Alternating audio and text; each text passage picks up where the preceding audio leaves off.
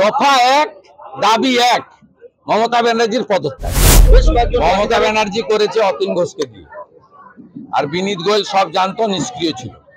অবিলম্বে আরজিকর ক্যাম্পাস, যেহেতু ওখানে প্লেস অফ অকারেন্স, ওই জায়গা কেন্দ্রীয় নিরাপত্তা বাহিনীর নিয়ন্ত্রণে নেওয়া উচিত।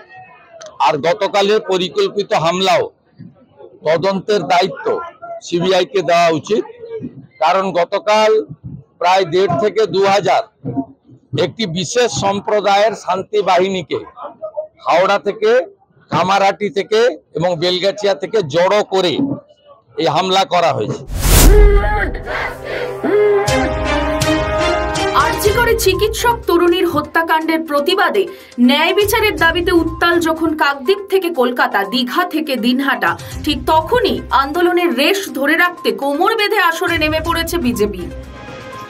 নন্দীগ্রামের স্বাধীনতা দিবসের অনুষ্ঠানে দাঁড়িয়ে এই ঘটনাকে সরকারি ধর্ষণ বলেছেন বিরোধী দলনেতা শুভেন্দু অধিকারী। আরজিকরের ঘটনা আমাদেরকে বাঙালি হিসেবে লজ্জিত করেছে। আমরা কেউ চোখে চোখ রেখে কথা বলতে পারছি না, কারণ এমনি সাধারণ ঘটনা নয়, এটি একটি সরকারি ধর্ষণ, সরকারি হত্যা। আমার বোনকে খুন করেছে, আমার বোনের উপরে অত্যাচার হয়েছে। কোথায়? হসপিটালে কর্মরতা অবস্থায়। এ লজ্জা রাখার জায়গা নেই। আজকে মোদিজি নারী নির্যাতনের জন্য সোচ্চার আওয়াজ তুলেছেন। দফা এক, দাবি এক, মুখ্যমন্ত্রীর পদত্যাগ। এই ইস্যুতে আজ নন্দীগ্রামে কি বলেছেন শুভেন্দু অধিকারী রাখবো আপনাদের সামনে। বলেছেন মহিলাদের উপর অত্যাচার বন্ধ করতে হবে।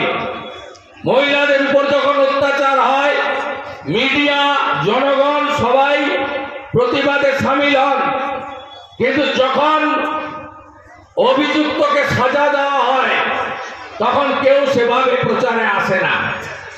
অভিযুক্তকে এমন ক্যাপিটাল পানিশমেন্ট দিতে হবে, ফাঁসির মঞ্চে ঝুলাতে হবে, যাতে এই কাজ করা থেকে ভবিষ্যতে এরা দূরে সরে থাকে। গতকাল রাত্রে আরজিকরে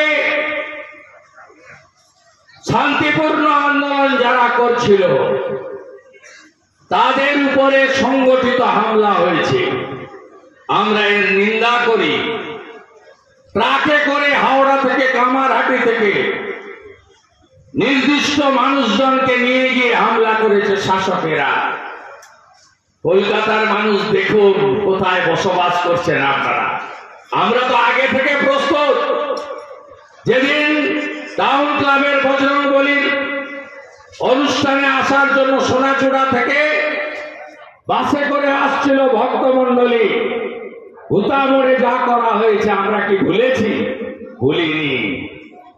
2001 সালে 2রা মে টাউন ক্লাবে পেট্রোল বোম ছুড়ে আগুন দিয়ে পুড়িয়ে দেওয়া হয়েছিল।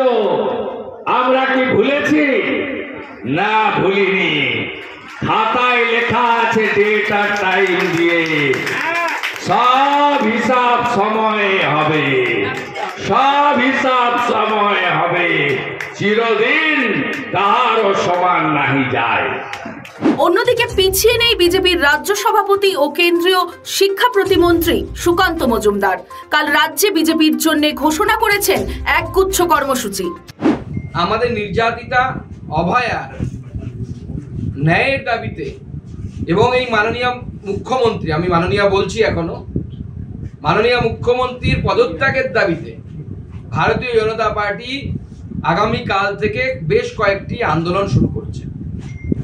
আগামীকাল 2টো থেকে প্রতি জেলায় জেলায় ভারতীয় জনতা পার্টি রাস্তা অবরোধ করবে এবং আমরা সাধারণ মানুষকে আমরা আহ্বান জানাচ্ছি 2টো থেকে 4টে এই 2 ঘন্টা আপনারাও আপনাদের কর্মস্থল, দোকান, বাজার 2 ঘন্টা প্রতীকী রূপে বন্ধ রাখুন।